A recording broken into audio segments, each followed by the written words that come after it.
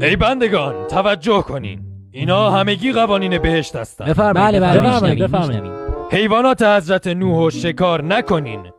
درست. حضرت ابراهیم و ابی صدا نکنین. درست. کنار رودهای شراب و عسل لطفاً آشغال نریزین. درست. حوری بقیه رم تور نکنین. آقایی که داری بالا رو نگاه میکنی حوری به اندازه کافی هست. با عصای حضرت موسی هم ور نرین. بله. شاخه درختار رو نشکنین. با مامورای جهنم هم گرم نگیرین و رشوه هم بهشون ندین. بله. کالا هم قاچاق نکنین. بارها به من گزارش داده شده ناموسن قالیچه حضرت سلیمان ظرفیتش نهایت 2 نفره.